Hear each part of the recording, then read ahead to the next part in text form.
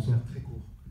Je suis déçu que vous ayez, Jacques Gamblin, renoncé à la moustache, pour commencer.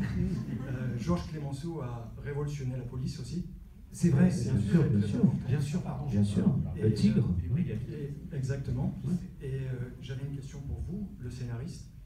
C'est épineux d'attaquer un sujet politique, surtout sur des faits qu'on connaît très peu. Vous êtes passionné par le personnage. Comment vous êtes lancé dans l'écriture de scénario avec apparemment un co-scénariste? Oui, tout à fait. Moi, le personnage de Paul Deschanel, c'est un personnage que je connais parce que familialement, on parlait beaucoup chez moi, avec beaucoup d'affection, de ce personnage qui avait absolument tout raté. Mais qui avait plus. Oui, j'ai une famille. Et voilà. Mais raconte le point de départ. Oui, le point de départ. Voilà. Non, mais c'est trop beau, écoutez bien.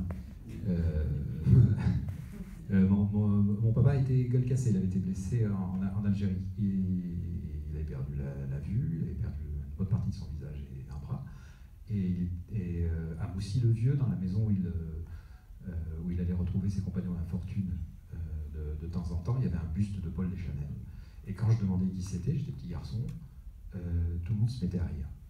Et je me souviens de cette émotion mélangée où je me disais, il n'y a pas plus bel aboutissement que d'avoir un buste quelque part. J'étais petit garçon, et tout le monde se moque de lui. Donc je comprenais pas bien comment ça pouvait exister, ça. Et du coup, depuis petit, je me suis renseigné sur ce type-là, et j'ai commencé à lire une biographie, et j'ai surtout lu, à partir du moment où le film a commencé à se présenter, j'ai lu tous ses discours. Ça représente à peu près 6000 pages. C'est des bouquins...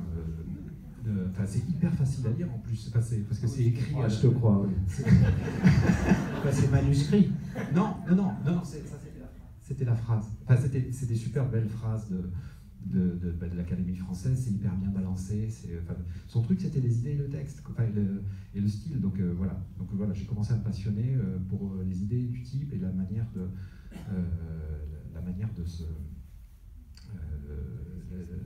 les exprimer. Donc voilà, donc je me suis renseigné là-dessus, je me suis dit, il y avait un film à faire, il y a du cinéma à faire là-dessus, il fallait une rivalité. La rivalité, elle est venue très vite avec Georges Clemenceau qui avait été battu. On l'a mis au début du film, on a pris des libertés. Lesquelles? Parce que c'est la première question. Ah ouais. On a pris des libertés. Ça n'a pas été il n'a pas tout de suite accusé les bolcheviks de l'enlèvement, Clemenceau, mais c'était tellement bon. Et puis il n'avait peut-être pas il n'allait peut-être pas chez la même prostituée. Ils allaient dans ça, par contre, c'est vrai. Ah oui, c'est génial. Non, mais... Ils allaient fréquenter le même salon. Donc nous, on a rassemblé sur la même dame de compagnie. Son ego vexé, sa manière de tout contrôler pour le traité de Versailles, ça, c'est des choses qui sont vraies. Après, on s'est inspiré de la psychologie des personnages. Je sais qu'on me l'a reproché, mais c'est vrai qu'il a mis en scène des images d'archives de lui dans les tranchées, pour de très bonnes raisons, parce que le matériel était beaucoup trop lourd à l'époque, donc pendant les combats, on pouvait pas, il y est allé dans les tranchées. C'est pas une théorie du complot que j'essaie de lever, mais c'est vrai qu'il a fait des mises en scène. Et donc voilà. Et le médicament, c'est vrai ça? Ça, le médicament, le Véronal, ouais, c'est vrai. Avec du cognac? Du whisky, avec du whisky, c'est avec du whisky. Ça, je me base sur la thèse du docteur Gérard Migret, qui a fait une thèse en psychanalyse à l'université de Dijon, qui lui a découvert, ça ne fait pas partie des 3 biographies qui existent sur Paul Deschanel, mais qui a découvert qu'il y avait bien ce médicament qui lui avait été donné, sans doute un peu plus tôt dans son mandat, qui a fait qu'il a vraiment perdu les pédales très très tôt. Nous, pour des questions de scénaristique, on a un peu inventé ce Conseil des ministres où il tape du poing sur la table et où il arrive à prendre réellement le pouvoir, parce qu'on avait besoin qu'on y croit à un moment. Vraisemblablement, pendant son mandat, très très vite, il a chuté. Et c'est une des premières hypothèses de la chute du train, finalement, la prise de ce médicament. La prise de ce médicament, oui. Enfin, même c'est ça qui est marrant avec le personnage de Paul Deschanel, c'est que déjà dans les écrits historiques d'un même événement, dans les 3 biographies, il y a 3 versions différentes. La chute du train, une fois c'est par la porte, une fois c'est par la fenêtre, une fois il a voulu se suicider. Donc c'est ça qu'on a essayé on s'est dit que le médicament était bien pour ça, c'est pour ça qu'on a mis un flamant rose, enfin, qu'on a fait des espèces d'hallucinations comme ça, parce que il y a un rapport à la réalité qui est quand même un peu compliqué. Moi, quand j'étais petit, dans la fin des années 70, début des années 80, dans le petit bouquin qui rassemblait les biographies des présidents de la République, à Paul Deschanel, il y avait marqué « Le président se promène tous les jours place de la Concorde, habillé en ramoneur, entraînant une bûche en laisse ». Et quand on regarde l'auteur de la petite biographie, on s'aperçoit que c'était un ancien aide de camp de Clémenceau. Donc, tout... Pardon ? Ah ouais, mais alors, ouais, c'est tout... Non. Oui, alors ça, par exemple, ça c'est un truc qu'on a inventé. Ça fait partie des libertés. Ouais. Et c'est là-dessus qu'on va nous taper sur la gueule. Ouais. On le met au début du film, hein, on a inventé plein de trucs. Et l'idée, c'était de faire une comédie, une fantaisie, qui parle de vraies choses, mais qui comme toutes les comédies, s'inspire de faits réels. Il y a une question devant, Yannick. Oui. La chute du train, oui, c'est réellement arrivé. Ouais. Il a été hébergé dans cette famille parce qu'il y a plein de trucs qu'on n'a pas mis, je pourrais vous la raconter. En fait, il y avait un poseur de voix à l'époque qui l'a ramené aux gardes-barrières.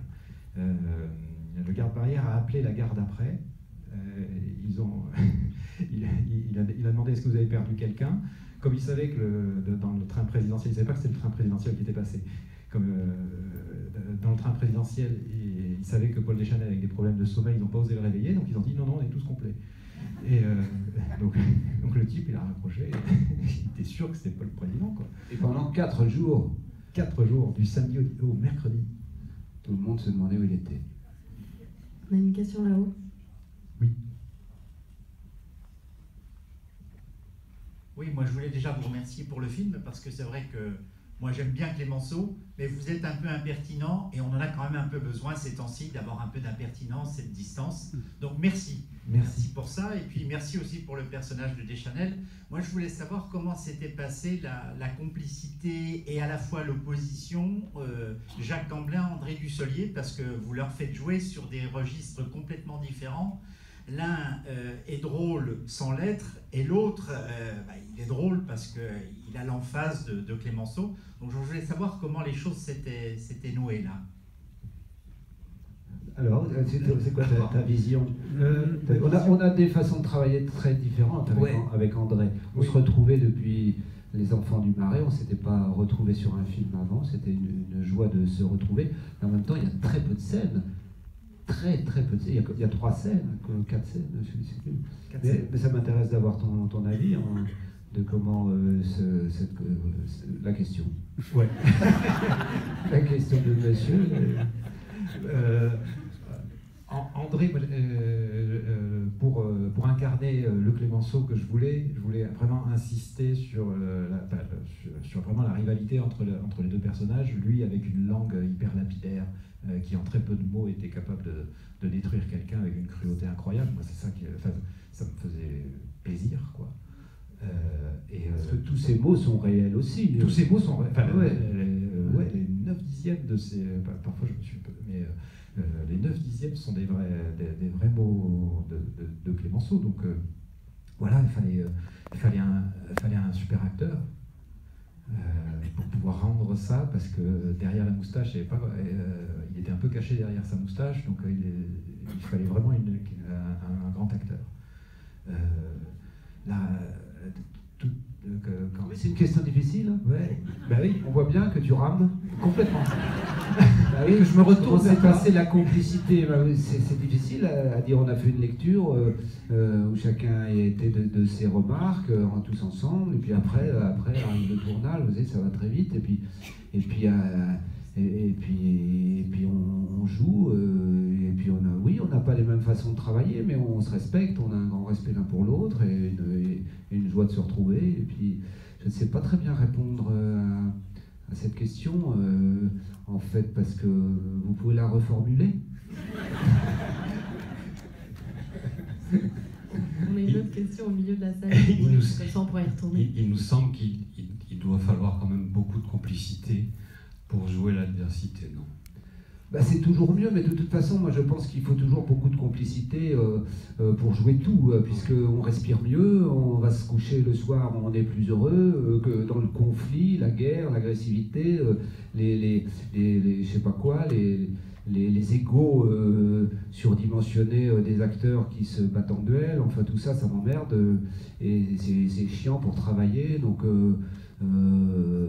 effectivement, que ce soit la comédie, que ce soit la guerre, que ce soit n'importe quoi, moi j'aime bien travailler dans le calme, la complicité, le sourire, etc., etc.